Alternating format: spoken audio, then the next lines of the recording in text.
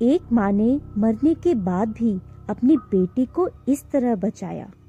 एक रात रमेश बाबू अपनी पत्नी सरिता के साथ शादी की पार्टी से अपने घर लौट रहे थे।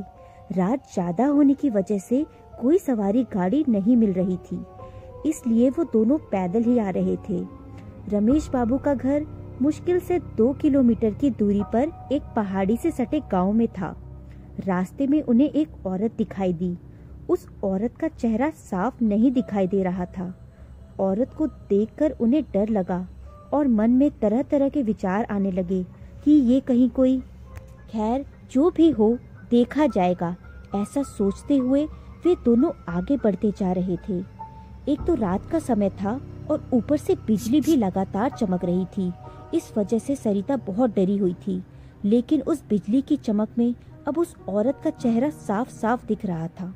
वो औरत उन्हें रोकने का इशारा कर रही थी।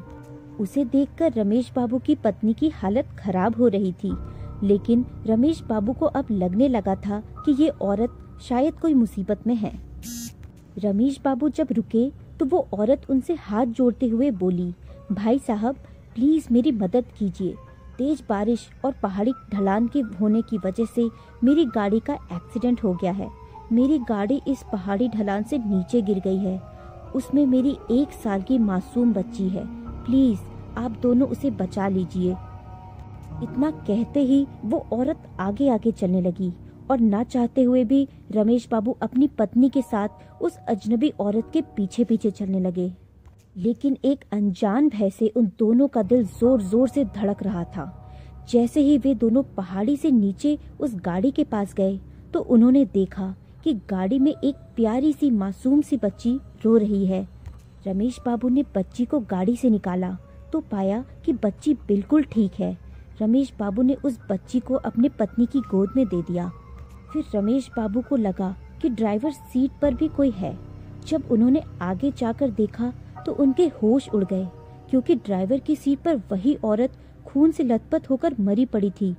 रमेश बाबू को अब सब समझ में आ गया था। वे दोनों पति पत्नी बच्ची को अपनी गोद में लेकर अपने घर की तरफ आगे बढ़ गए। रास्ते में उनकी पत्नी ने पूछा वो औरत कौन थी और वो औरत दिखाई क्यों नहीं दी। रमेश बाबू बोले वो एक माँ थी जो मरकर भी अपनी बच्ची के लिए तड़प रही थी। ये सुनकर उनकी पत्नी के आंखों में आंसू आ गए और रमेश बाबू और उनकी पत्नी बच्ची को लेकर अपने घर चले गए। दोस्तों, अगर कोई मुसीबत में हो तो उसकी सहायता जरूर करें। कहानी अगर पसंद आई हो तो वीडियो को लाइक करें, शेयर करें एंड चैनल को सब्सक्राइब करें।